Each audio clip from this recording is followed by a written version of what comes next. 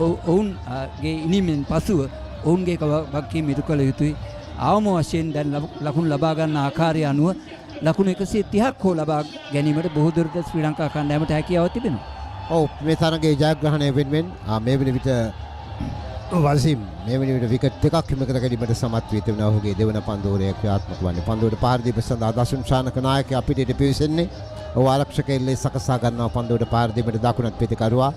ඔහු ආරක්ෂක එල්ලේ සකසා ගැනීමේ පන්දු පිටියේ යලිත් පෙර පරිදිමයි දකුණත් පිටිකරුවා ඉදිරියේ සකස් කරන ආකාරය වසීම්ගේ පන්දු ඉදිරියේදී මොහමඩ් වසීම් තමාගේ සීමාවට පැමිණ සාර්ථක පන්දු යවනා විකට් දෙකක් හිම කර ගැනීමට සමත් වුණා. පළමු පන්දු ඕවරේදී දෙවන පන්දු ඕවරේදී අපි බලමු. දසුන් ශානක හොඳ පන්දුවක් නමුත් සාර්ථකයි පිටිකරණ ඉක්මන් ලකුණක් ලබා ගන්නා දෙවන ලකුණ සඳහා වේගයෙන් පන්දුව වෙත පැමිණ එල්ල කරන අතර කාලය තුල වේගයෙන් දිවයනවා පිටිකරුවන් දෙදෙනා ලකුණු දෙකක් ලබා ගන්නවා. ඒ ලකුණු දෙක ඇත්වන්නේ දසුන් ශානකට. ලකුණු සංඛ්‍යාව පන්දුව ගැන පමණක් කතා කරන ලාරා විතරද දැකලා කිව්වා. මට ඉද අවස්ථාව ලබා දුන්නේ නෑනේ. ලාරා කිව්වා පමණයි ඔබ අනිත් පිටිකරුවන්ගේ නම් ප්‍රකාශ කළා. යාලේත් වේගවත් පහරක් යතුඩ ලකුණු 6ක් පන්දු රකින්න උඩ බලාගෙන සිටියා. සියලුම ක්‍රීඩකයන් 11 දෙනාත් විනිසුරු මුළු හැම දිනම නරඹු පහර හැටියට සලකන්නට පිළිවන් සියල්ලම නරඹන්නන් බවට පත් කළ සුවිශේෂී පහරක් හැටියට ඒ පහර සඳහන් කරද්දී මුළු ලකුණු සංඛ්‍යාව ඉහළ නගිනවා. ලකුණු 113යි. සුවිශේෂී පහරක් පන්දුවට පාර දෙන්නේ දසුන් ශානක. ඉතාමත් විශිෂ්ටයි. අප කියන effortless ආයාසයෙන් තොර වෙල්ල කළා.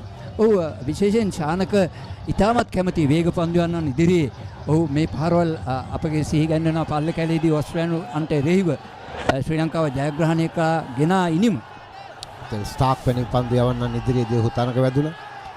යලිත් පෙර පරිදිමයි එයත් තාමත් වේග තවත් ලකුණු 6ක් ලොෆ්ට් ඔෆ් ඩ්‍රයිව් පහර එල්ල කරමින් ඒ ලකුණු 6 ලබා ගන්නේ කිසිසේත් සල්මන් අලියාගා තෝරා බේරා ගත්තේ නැහැ. වේග පන්දු යවන්නන් ඉදිරියේදී දසුන් ශානකගේ දර්ශනය පන්දුව 6ක් බවට පත් කිරීම තමයි. ඔහුගේ ඒ දසුන්ගේ දර්ශනය තෝරා බේරා ගත්තේ නැහැ.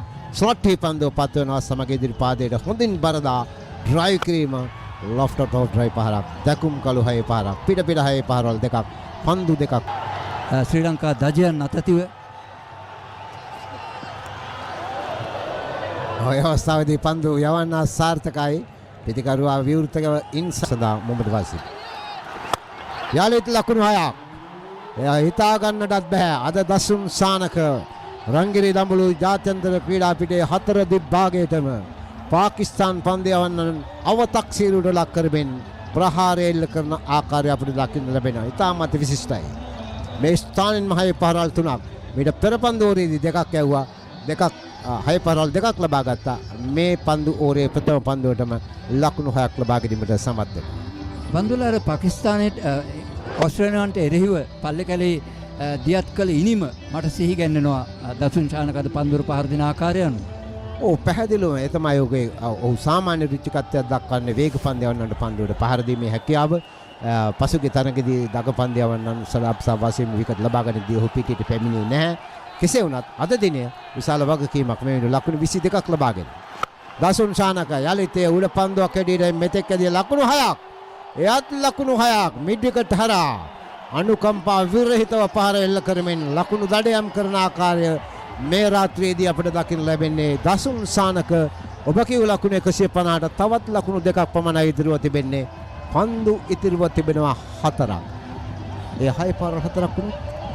මා දැන් කියනවා 150 160ක් බවට පරිවර්තනය විය යුතුයි. බන්දු ඒ මොහොතත් හොඳයි. ඉතාමත් විශිෂ්ටයි. පාකිස්තාන් කණ්ඩායම කිසිසේත් සල්මන් අලියාගා හිතුවේ නැහැ ශ්‍රී ලංකා කණ්ඩායමේ සිංහ පැටව් මේ විදිහට නැගිටී කියලා. ඔව් මම හිතන්නේ සිංහ පැටවුන්ගේ නැගිටීම ඕනෑම කණ්ඩායමකට අභියෝගයක්. යලිත් පන්දුවේ සඳහා පන්දු යවන්න.